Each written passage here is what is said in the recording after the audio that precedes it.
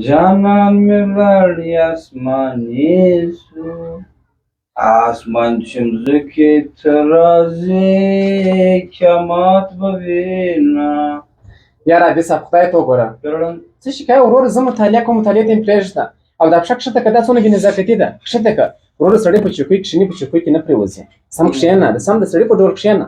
نو خو یو ګړی ځان وسره کوو مطالعې ته مې پرېږده وروره داسې سړی نه کښېني دا میز دی خو دقت مې وکړې ته خبرې نه کوې بنډار نه کوې په دا کتاب اخته دا بند کړه نو یو کتاب تر زرو ملګرو مهم دی حدیث صاحب دا زده کړه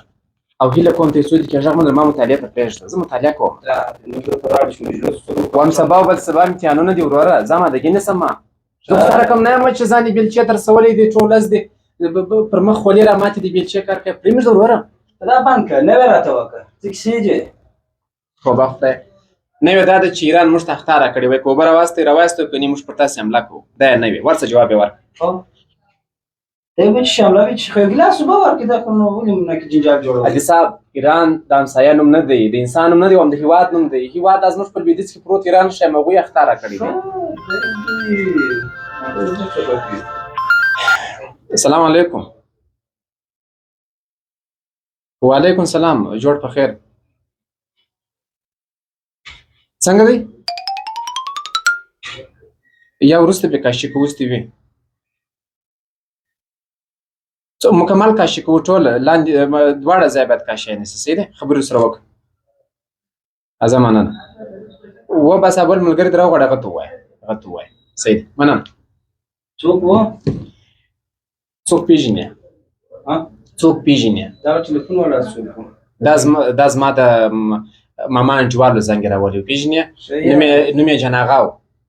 صحیح دی معلوم پوښتنه وکړه پېژنې بیا نه پېژنم ښه نو اوبه غواړې نو خو ورکړې دوې درې ژړې ډبې واستوئ صبر السلام علیکم هو جوړ په خیر ښه یاست ډېره مننه زه سمه ده زه سیده درځم ښوونځي ته ښوونځي ته درځم امادګي مې ورته نیولې ده سمه ده نه بېغمه است ته بېغمه است کار کېږي له خیره مننه خدای په امان جناغه و یا زما بل انجوال حاجي صاحب دا ښار کې 2 میلیون انسانان اوسېږي ته څوک پېژنې نو 2 میلیونه تا ته زنګ وایي خو دغه یوازې د هغه نفر پوښتنه صبر سلام علیکم عبدالکریمه جوړ په خیر صحیح دی اذان سمه ده ته یې ور واستوه ورته ده راستولی هم درکوي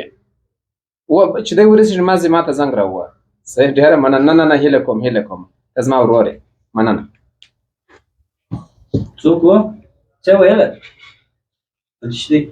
حاجي صاحب د ټلیفون نزاکت زده کړه د ټلیفون د زما مور زنګ راووي ته ووایه دا څوک و زه باره د خپل مور نوم درته اخلمه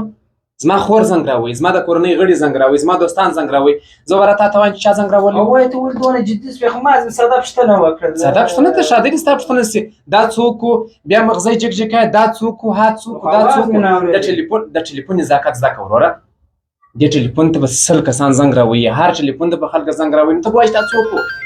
دا بې نزاکتي ده دا بې نزاکتي مه کوه ژامه چپ سه السلام علیکم او مدیر صاحب جوړ په خیر نه هیله کومه سکیجول جوړ دی له خیره درلېږم نه بیخي مې سم جوړ کړی دی ته بېغمه است درځم له خیره بس داسې یو 15 دقیقې وروسته درځم له خیره مننه دا بیا څوک دا څه بې نزاکتي شروع ده یاره یو په چوکۍ کې د ناستې پر ځای تیار پروت یې پښې دې بیا لوړ پر میز ایښي مطالعې ته یې نه پرېږدې دا څوک لاړېږه